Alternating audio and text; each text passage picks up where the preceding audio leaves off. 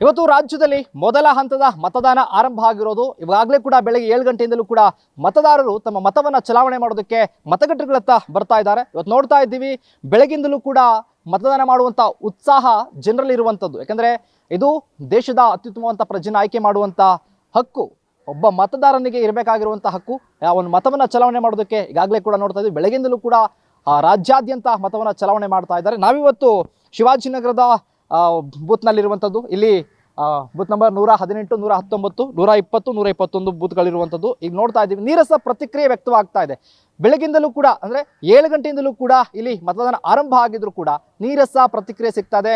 ಮತದಾರರು ಅಷ್ಟೊಂದು ಮತದಾನ ಮಾಡೋದಕ್ಕೆ ಉತ್ಸಾಹ ತೋರ್ತಾ ಇಲ್ಲ. ಯಾಕೆಂದರೆ ಇತ್ತೀಚಿನ ದಿನದಲ್ಲಿ ರಾಜ್ಯದಲ್ಲಿ ಅತಿ ಹೆಚ್ಚಾಗಿ ಬಿಸಿಲಿನ ಝಳ ಕೂಡ ಇರುವಂಥದ್ದನ್ನು ನೋಡ್ತಾ ಇದ್ದೀವಿ. ಹಾಗಾಗಿ ಜನರು ಎಲ್ಲೋ ಒಂದು ಕಡೆ ಬೂತ್ಗಳತ್ತ ಮುಖ ಮಾಡ್ತಾ ಇಲ್ಲ, ಮತದಾನ ಮಾಡೋದಕ್ಕೆ ಮುಂದೆ ಬರ್ತಾ ಇಲ್ಲ, ಮನೆಯಲ್ಲೇ ಕೂತ್ಕೊಂಡಿದ್ದಾರೆ ಎನ್ನುವಂಥ ಕ್ಷಣ ಇಲ್ಲಿ ಗೊತ್ತಾಗ್ತಾ ಇರುವಂಥದ್ದು. ಯಾಕಂದರೆ ಜನರು ಕೂಡ ಉತ್ಸಾಹವನ್ನು ತೋರ್ತಾ ಇಲ್ಲ, ತುಂಬ ಕಮ್ಮಿ ಜನ. ಯಾಕಂದರೆ ಆಗಾಗಲೇ ಕೂಡ 3 ಗಂಟೆ ಆಗಿದೆ ಮತದಾನ ಆರಂಭ ಆಗಿದ್ರು, ಆದರೂ ಕೂಡ ಮತದಾನ ಮಾಡೋದಕ್ಕೆ ಉತ್ಸಾಹ ತೋರ್ತಾ ಇಲ್ಲಂಥ ಲಕ್ಷಣಗಳು ಕೂಡ ಕಾಣಿಸ್ತಾ ಇರುವಂಥದ್ದು.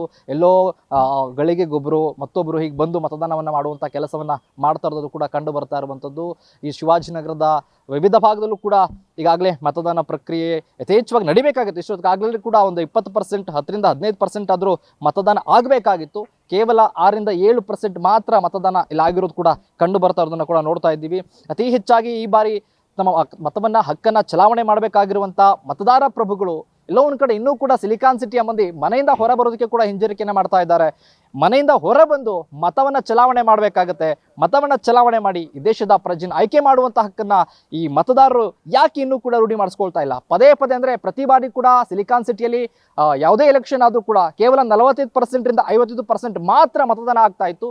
ಈ ಬಾರಿ ಜನಜಾಗೃತಿ ಆಗಿರ್ಬೋದು, ಮತದಾನ ಮಾಡುವಂಥ ಅರಿವನ್ನು ಮೂಡಿಸುವಂಥ ಕಾರ್ಯಕ್ರಮಗಳನ್ನು ಮಾಡಿದರೂ ಕೂಡ ಜನರು ಇನ್ನೂ ಕೂಡ ಮನೆಯಿಂದ ಹೊರ ಬರೋದಕ್ಕೆ ಹಿಂಜರಿಕೆಯನ್ನು ಮಾಡ್ತಾ ಇರುವಂಥದ್ದು.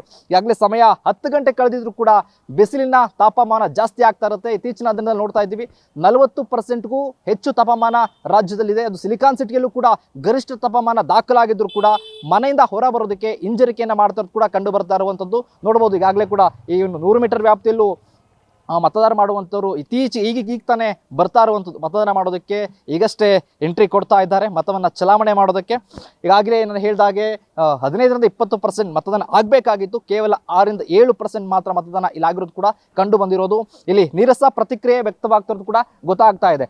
ಆದಷ್ಟು ಬೇಗ ಮನೆಯಿಂದ ಮತದಾರರು ಹೊರಬಂದು ಮತವನ್ನು ಚಲಾವಣೆ ಮಾಡಬೇಕು. ನಿಮ್ಮ ಹಕ್ಕನ್ನು ನೀವು ಚಲಾವಣೆ ಮಾಡಿ. ಯಾಕಂದರೆ ಪದೇ ಪದೇ ಹೇಳ್ತಾ ಇದ್ದೀವಿ, ನಿಮ್ಮ ಬೆರಳ ತುದಿಯಲ್ಲಿ ಇಡೀ ದೇಶದ ಭವಿಷ್ಯ ಇದೆ.